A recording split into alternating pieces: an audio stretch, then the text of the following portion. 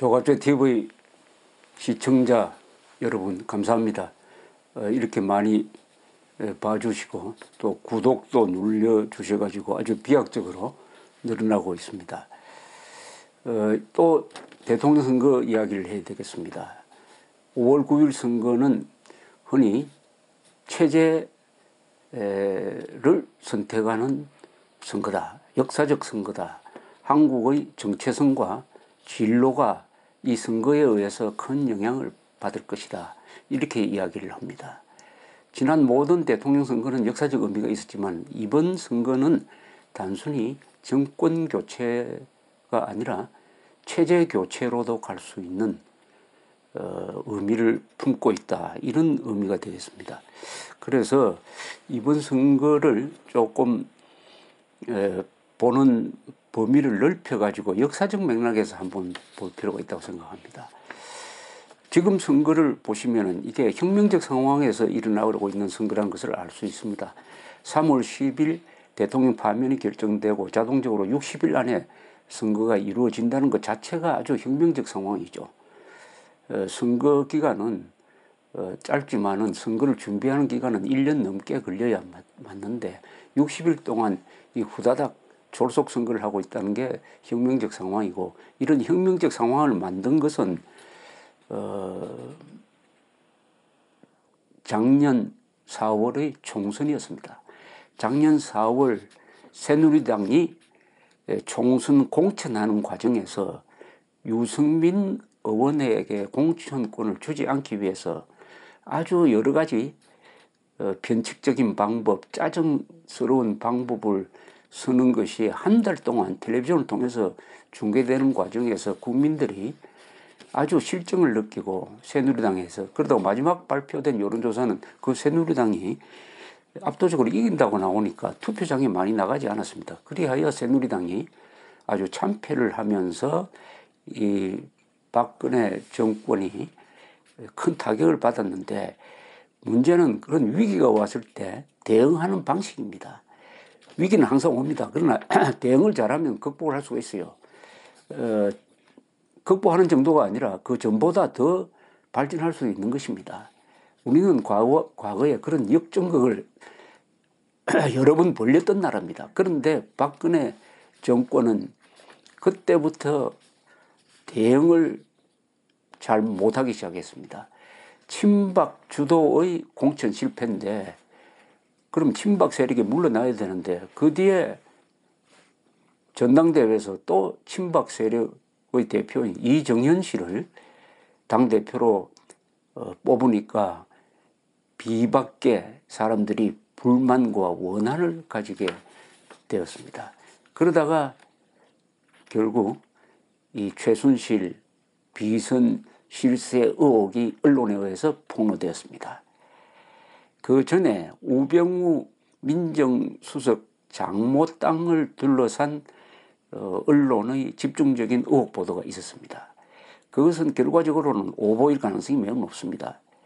그 사건을 계기로 해가지고 정권과 언론 전체가 적대적으로 대치하고 있는 속에서 최순실 비선 실세 의혹이 폭로되면서 언론 전체가 박근혜 대통령을 겨냥해서 인민재판식 과장 왜곡 보도를 함으로써 또 여기에 맞춰가지고 야당이 공세를 펴고 한국의 좌파 세력이 들고 일어나고 드디어 촛불 시위가 일어나니까 원한을 품고 있던 비박계, 새누리당 소속의 비박계 국회의원 30명이 이탈을 해서 이 좌파와 싸웠던 대통령을 탄핵하는 데 앞장섰습니다. 이렇게 함으로써 국회를 탄핵소추안이 작년 12월에 국회를 통과하게 되었습니다. 3분의 2 이상의 결이니까 정치권에서 이미 박근혜 대통령 코너로 몰리고 언론에서는 거의 9대1로 코너로 몰렸습니다. 헌법재판소도 그런 큰 흐름을 그냥 반영을 해서 8대0으로 대통령 파면을 결정했습니다. 법리적으로 말도 안 되는 그런 판결이 나왔지만은 그 판결은 법리적 판결이 아니라 이 정치적 역학관계의 변화를 그냥 고스란히 반영하는 판결이었습니다. 혁명적 상황이 펼쳐지고 있다는 것을 딱 증명하는 것이 지금 감옥에 가 있는 세 사람입니다. 한국 자본주의의 중심 인물인 이재용 삼성그룹 부회장이 감옥에 가 있습니다. 박근혜 대통령 반공자유민주주의의 수호자이고 좌파와 열심히 싸웠던, 그리고 개혁을 하려고 했던 사람이 지금 감옥에 가 있습니다. 그리고 예술 문화계를 거의 장악하다시피 한 반체제적 반국가적 인사들에 대해서 정부가 국가 예산을 지원하지 않도록 하겠다는 노력을 한 죄로, 이것을 죄로 규정을 해가지고 김기춘 전 비서실장이 감옥에 가 있습니다. 이 자체가 이미 혁명이 진행 중이다라는 것을 잘 나타내고 있고, 이번 선거는 이 진행 중인 혁명의 결산입니다. 이게 중간 결산쯤 될 것입니다. 그러니까 이번 선거 결과는 5월 9일에 결정된 것이 아니라 이미 지난 1년 전부터 쭉 누적된 흐름의 결과인 것입니다. 선거 결과가 그날 결정되지 않습니다. 어떤 민심의 흐름, 역사의 흐름 속에서 결정되는 것입니다. 저는 지난 겨울에 월간조선에 쓴 글에서 이런 예측을 했습니다. 그때는 아직 탄핵이 인용이 될지 기각이 될지 모르는 상황인데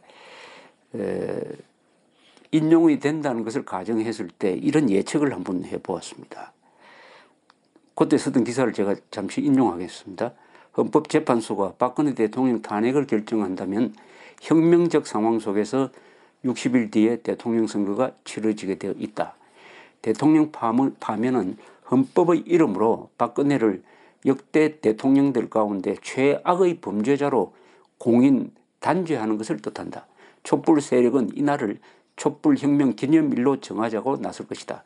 기념탑이 광화문에 설 것이고 혁명 유공자들은 나라로부터 훈장을 받을 것이다. 박근혜 전 대통령은 구속될 것이고 곳곳에서 이승만 박정희 지우개 캠페인이 벌어질 것이다. 두 사람은 이승만 박정희로 대표되는 한국의 반공 자유민주주의 세력은 친일 마녀 사냥과 같은 인민재판식 매도의 대상이 될 것이다. 촛불혁명을 4.19, 5.18을 잇는 저항운동의 기념비적 사건으로 헌법 전문에 넣자는 운동이 일어날 것이다.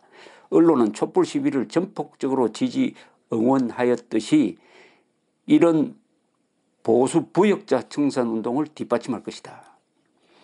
우파 세력도 생존 투쟁에 나설 것이다. 자연히 대통령 선거는 남북한 대리전 양상으로 치닫게 될 것이다. 지금과 같은 언론의 보도가 계속된다면 반공 노선의 후보가 당선될 가능성은 낮다고 봐야 한다. 제가 이렇게 판단하는 가장 큰 근거는 언론이 좌편향된 때문입니다.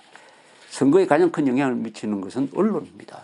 왜냐하면 우리나라 사람들이 정치적 성향을 갖게 되는 그 원인을 우리 연세대 유석춘 교수가 조사를 했더니 가장 큰 영향을 주는 것은 언론 보도입니다. 언론 보도. 두 번째가 학교입니다. 학교, 교사, 교수. 세 번째가 가정인 것입니다. 이 언론의 보도가 편향되고 그것도 왼쪽으로 편향된 가운데서 치러지는 선거에서 이 우파 후보가 이긴다는 것은 매우 어렵습니다. 그런데 많은 한국 사람들은 뭐라고 생각하느냐. 대한민국은 성숙된 자유민주주의 국가이다. 국민들은 올바른 판단을 내린다. 정치인들은 모두 다 국민을 팝니다. 국민의 뜻을 받들겠다. 그런데 그 국민이 올바른 판단을 하려면 언론이 올바른 보도를 해야 되는데 언론이 편향된 보도를 하면 국민들의 판단도 편향되고 잘못되게 되는 것입니다. 그 잘못된 국민의 뜻을 받든다고 하는 것은 국가를 잘못된 방향으로 끌고 갈 위험이 상당합니다. 예컨대 천안함 폭침이 북한 소행이 아니라고 생각하는 사람이 한때 30%가 되었고 배운 사람일수록 그렇게 바보 같은 대답을 하는 사람들이 많은데 그런 것도 국민의 뜻이라고 해가지고 그것을 대북 정책에 반영하면 이 나라가 어떻게 되겠습니까? 그리해서 한국의 민주주의는 이번 선거를 통해서 시험을 받게 됐습니다. 한국은 아마도 선동에 의해서 정권이 바뀐 최초의 사례가 될지도 모릅니다. 이번 대통령 선거를 선동에 의해서 정권이 바뀐다. 쿠데타나 폭동에 의해서 정권이 바뀌는 것이 아니라 언론의 선동에 의해서 정권이 바뀔 수 있다는 것을 보여주는 세계 최초의 사례가 되지 않을까, 이렇게 생각을 합니다. 그런데 이것도 말이죠. 역사적 맥락에서 보면은 뭐 원통한 것도 아니고 이례적인 것도 아닙니다. 한국의 민주주의가 어린 때문입니다. 나이가 70살밖에 안 됩니다. 70살밖에 한국은 역사는 길지만은 민주주의, 국민국가를 만들어 본 역사는 70년밖에 안 되니까 이런 실수도 하는 것입니다. 그래서 역사적 관점에서 보자는 것이죠. 많은 사람들이 이 나라가 흥할 때는 항상 이런 좋은 일이 앞으로도 계속 일어날 것이라고 이렇게 착각을 합니다. 그러나 좋은 일이 있으면 반드시 나쁜 일이 옵니다. 우리나라는 어떠냐? 지난 70년 동안 좋은 일만 있었습니다. 뭐 순간순간적으로 여러 번 위기가 있었지만 그래프를 그리면 그냥 직선으로 급상승하는 커브를 그렸습니다. 한 번도 제대로 낙오되거나 떨어져 본 적이 없어요.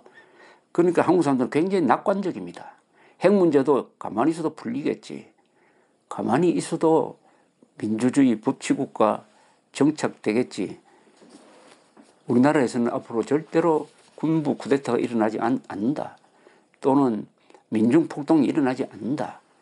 우리는 앞으로 선거를 통해서 정상적으로 정권이 바뀌는 이런 단계에 들어왔다. 이렇게 이야기를 하지만은 우리 역사적 맥락에서 보면 그건 크나큰 오해입니다. 이 정도의 민주주의 역사를 가진 나라면은 앞으로 무슨 일이 일어날지 모른다고 생각하는 것이 오히려 정상적입니다. 한 예를 들겠습니다.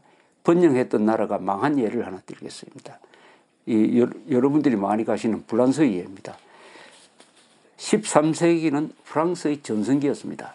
13세기입니다.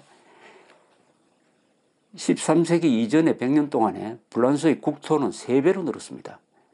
그때 유명한 왕이 필립 아우구스투스 왕인데 이 사람은 그 바이킹의 후손인 노르만 왕조가 다스리던 플랜테저넷 제국이 불란서 안에 가지고 있던 영토를 거의 다 흡수하였습니다. 당시에 프랑스의 라이벌은 잉글랜드하고 독일 그리고 지금의 스페인인데 이 세 나라 다 고전하고 있었습니다. 독일은 여러 왕국으로 분열되었고 스페인은 이슬람 세력을 아직도 축출하지 못하고 있을 때였습니다. 유럽에서 불란서는 제일 잘 나가는 나라였습니다. 서기 1300년에 불란서 인구는 약 2천만 명이었습니다. 서유럽 인구의 약 3분의 1이 불란서 왕의 지배를 받고 있었습니다. 이 불란서에 살다가 1066년에 잉글랜드로 건너가서 잉글랜드를 점령한 노르만 전사들이 이끌던 이 잉글랜드, 불란서의 라이벌이죠. 잉글랜드는 당시 인구가 불란서 약 4분의 1이었습니다. 당시에 파리의 인구는 23만 명. 스페인을 제외하고 유럽에서는 최대의 기독교 도시였습니다. 그 당시 유럽에서 가장 큰 도시는 스페인의 코르도바였습니다. 이 코르도바는 당시에 이슬람이 지배를 하고 있었는데 코르도바는 인구가 한 50만 명 됐습니다. 이 13세기 파리에서 발전한 건축이 바로 고딕 건축입니다. 고딕 건축. 이게 유럽 전역으로 퍼져나갔습니다. 프랑스 파리에 가면 노트르담 사원을 갑니다. 이 노트르담 사원이 바로 13세기 전후에서 만들어진 그 전성기의 하나의 표상입니다. 그리고 파리 대학은 유럽 지성의 중심이었습니다. 불란서어는 잉글랜드, 플랑드스, 나폴리, 시실리, 헝가리에서 궁정어에서 공용어가 됐습니다.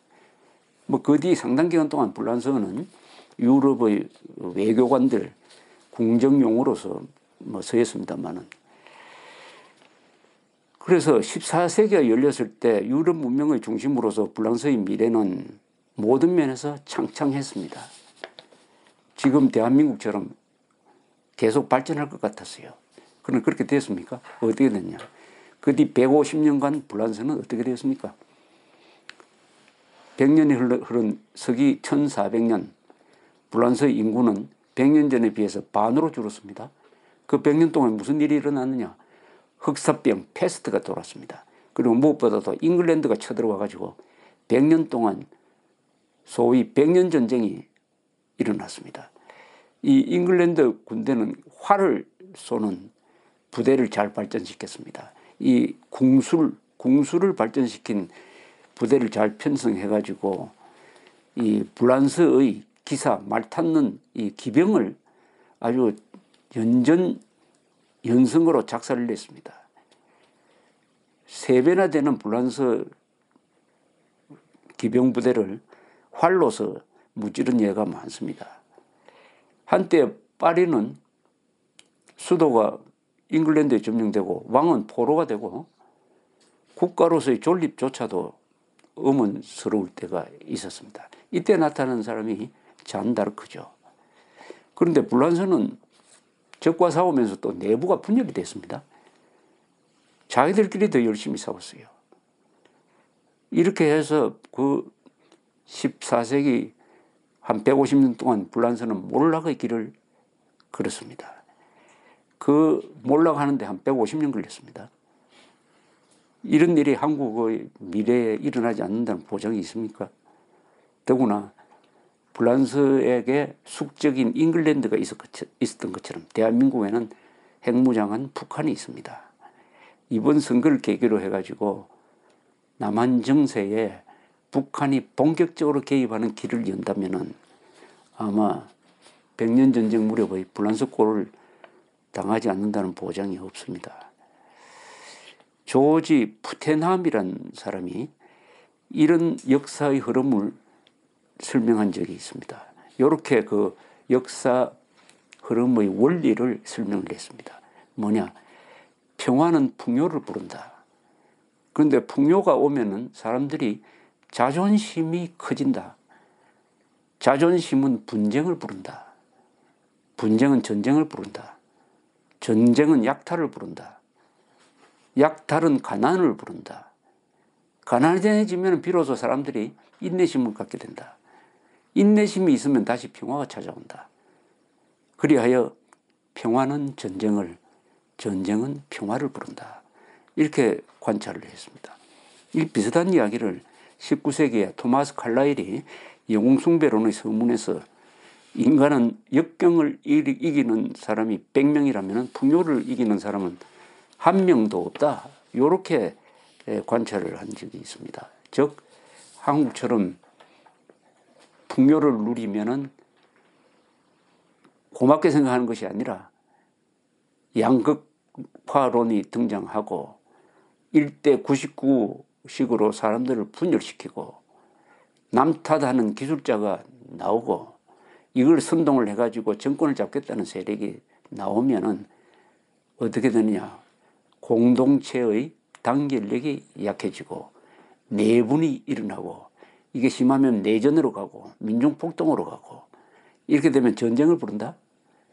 전쟁이 일어나면 이제는 다시 가난해지니까 그때는 좀 참을성이 있다. 그럼 이제 평화가 온다.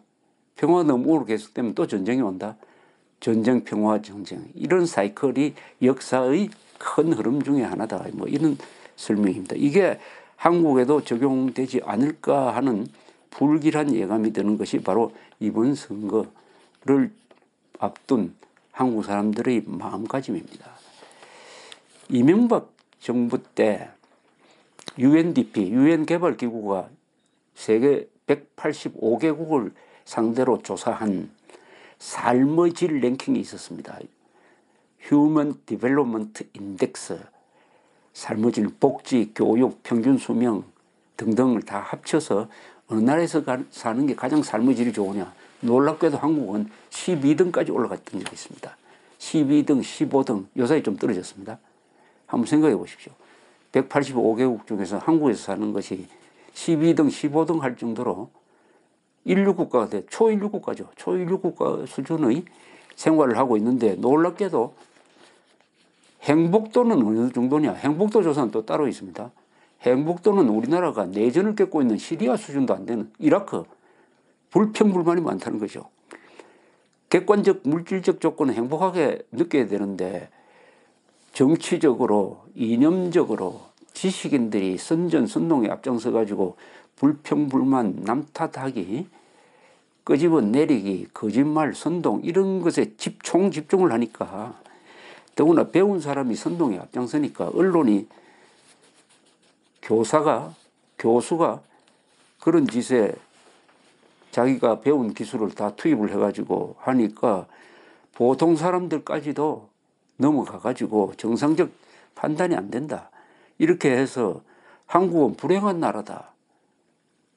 불행지수는 높아가지고 이라크나 시리아처럼 내전을 겪고 있는 나라처럼 불행하게 느낀다. 이게 말하자면 일종의 헬조선인데, 헬조선은 우리가 보는 이 대한민국에 있는 것이 아니라 우리 한국인들의 머릿속에 있는 것입니다. 관념적으로 헬조선이라고 생각하는데 객관적으로는 천국 다음에 한국이에요.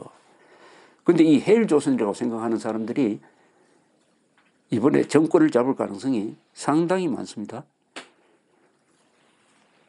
천국 다음에 한국을 만든 이 보수 세대를 밀어내고 헬조선이라고 굳게 믿는 사람들이 정권을 잡아서 그러면은 대한민국을 끌고 갈 때 정말 대한민국이 헬조선이 될 가능성이 있습니다. 그런데 이 역사라는 게 참 오묘한 원리가 여러 군데서 밝힌다는데, 한국처럼 이렇게 남북이 대결할 때는 거의 대부분이 북쪽이 이깁니다. 제가 한번 예를 들겠습니다. 미국의 남북전쟁에서 북군이 이겼습니다. 월남의 남북 대결에서 북쪽의 월명이 이겼습니다.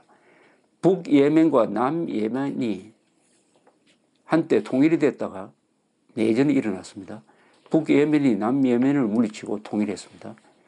중국 역사도 보면 대체로 북방에서 일어나거나 북방에서 밀고 내려온 세력이 남방 세력을 제압하고 왕조를 세웠습니다. 배고픈 몽골, 요나라, 금나라의 군대가 배부른 송나라, 명나라 군대를 이긴 게 대표적입니다.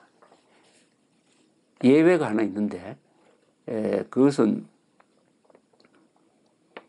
남쪽에서 남경을 중심으로 해서 일어난 명나라, 주원장의 명나라가 북진해가지고 원나라를 몰아낸 겁니다. 그러나 이 명나라도 나중에는 북쪽에서 일어난 여진족한테 당해버렸습니다. 독일에서도 북방의 프루시아가 통일하는 과정에서 남방의 이 뮌헨 지역의 바이에른 세력을 누르고 주도권을 잡았습니다.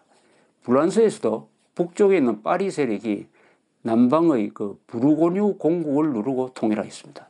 스페인에서도 북방의 기독교 세력이 남쪽으로 내려와 가지고 이슬람 세력, 그라나다, 세빌리아, 코르도바에 있던 이슬람 세력을 몰아내고 통일하였습니다. 이탈리아도 마찬가지입니다. 북방에서 내려온 게르만족의 로마가 망해버렸습니다. 19세기 이탈리아가 통일할 때도 통일을 주도한 세력은 북방, 지금 토리노에 있던 사르디니아 왕국입니다. 이 왕국이 남쪽의 나폴리 왕국을 흡수해가지고 이탈리아를 통일했습니다. 왜 이러느냐? 나라 안에서 남북이 대결하면 거기가 왜 북군이 이기느냐? 근데 여기 한국은 예외입니다. 남쪽의 신라가 삼국 통일을 했습니다. 신라가 서쪽의 백제, 북쪽의 고려를 멸망시키고 통일한 경우가 아주 드물게 보는 예외입니다. 예외. 이 남북 대결에서 왜 북쪽이 대체로 이기느냐 하면 북쪽은 무슨 춥습니다. 남쪽은 따뜻합니다. 북쪽이 춥고 북쪽이 또 상공업이 발달하는 경우가 많습니다. 추운 지방에서 사는 사람들은 근면하고 성실하고 규율이 잘 잡히는 경우가 많죠. 체력도 강합니다. 그러니까 군사력을 뒷받침할 수 있는 조건이 되는 것이죠. 자, 이제 한국의 남북 대결에서는 과연 신라처럼 우리가 북쪽을 흡수해가지고 자유통일할 수 있을 것이냐, 아니면 이 역사의 대세로 봐가지고 북쪽한테 우리가 먹힐 것이냐. 한국은 미래가 결정되지 않는 나라입니다. 세 가지 미래가 있습니다. 자유통일하는 것입니다. 북쪽을 흡수하는 것이요. 그리고 지금처럼 분단이 오래가는 것입니다. 그럼 남과 북이 기진맥진해가지고 후퇴할 것입니다. 세 번째는 북쪽에 내려와가지고 공산통일을 하는 것입니다. 그것은 야만 상태로 가는 것입니다. 이런 역사적 흐름 속에서 이번 선거가 앞으로 한국의 진로를 어떻게 결정할지 아직 시간이 남아 있습니다. 현명한 선택을 해야 됩니다. 투표장은 전쟁터입니다. 전쟁은 피를 흘리는 정치고 정치는 특히 선거는 피를 흘리지 않는 전쟁이라고 합니다. 선거에서는 총을 쏘는데 그 총은 투표로 하는 겁니다. 투표는 전쟁에서 쏘는 총알과 같습니다. 그러니까 투표를 잘해야 된다는 뜻입니다. 표적을 정확하게 맞추는 투표를 해야 됩니다. 하늘을 향해서 쏘든지 자기를 향해서 쏘는 그런 투표를 해서는 안 될 것입니다. 감사합니다.